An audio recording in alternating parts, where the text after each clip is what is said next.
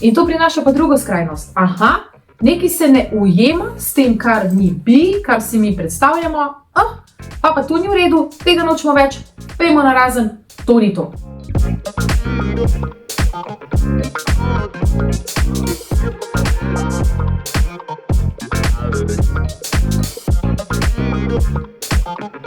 Na področju partnerstva je še vedno polno zmot in pomot. Je to kaj čudnega? Ne, ker če oseba ne pozna in ne sprejema ritma življenja, ki je včasih bolj, počasih manj valovito, če oseba ne pozna narave človeka in kako njegov celostni ustroj deluje, in če oseba ne ve, kako deluje njen in kakšne so njegove zakonitosti, potem sta možna predvsem dva najbolj verjetna scenarija življenja posameznika. Prvič, ali gre čez življenje, brez da bi kaj dosti razmišljal in takrat je človeku vseeno. Vse je okej, enkrat je tako, drugič drugač, kaj pačmo, tako je, bo že, predanost v usodo radi rečemo, ne? In drugič, ali pa gre preko življenja razmišljujoče in zaznava, a mi je nekaj prav, ali ne, in se skuša z vsemi temi občutji in opažanji soočati, jih opazovati, spremljati. Tisto prvo, kar sem prej govorila, je avtopilot. Torej nastavitev, ki pove, ne razmišljaj, tukaj si zato, da si nastavljen, da rinaš dalje, ti ne sprašuj, ne dvomi, ti sam pejt.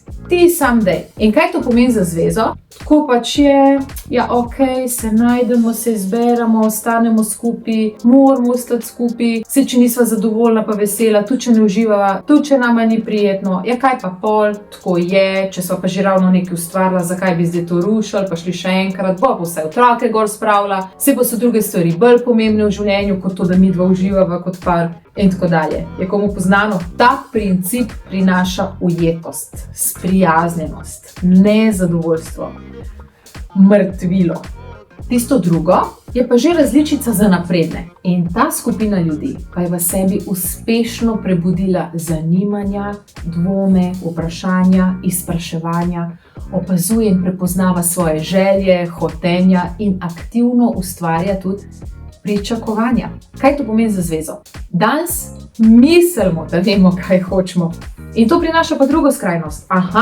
Nekaj se ne ujema s tem, kar ni bi, kar si mi predstavljamo, pa to ni v redu, tega nočemo več, pejmo narazen, to ni to. Do danes je namreč nabrali že toliko znanj skozi čas, različnih vsebin, teorij, velikih mislecev, ustvarjalcev, strokovnjakov, pa tudi zgodb posameznikov, ki jih slišimo, in večina vseh teh, kar sem zdaj naštela, zagovarja in predstavlja svoj vidik, svoj pogled na partnerstvo. Kar pomeni, danes smo v obdobju novodobnih zvez in partnerstv. Vsak ima svoje predstave o tem, kaj vse se da, kaj vse se lahko doseže, pa to, kako naj bi bilo, kako naj bi zadeve v praksi izgledale. In to je kar naenkrat tolikšna zmešnjava vseh predstav, prepričanj, še posebej, ko v zvezo prinese vsak svoje, da verjemite, da je vredno temeljitega pogovora, samoizpraševanja in popolne ponastavitve. Rekla sem popolne ponastavitve, ker ko se v nekem obdobju nabere enostavno preveč informacij, celo takšnih, ki so med seboj kontradiktorne, takrat je čas, da gremo v custom-made nastavitev, se reče.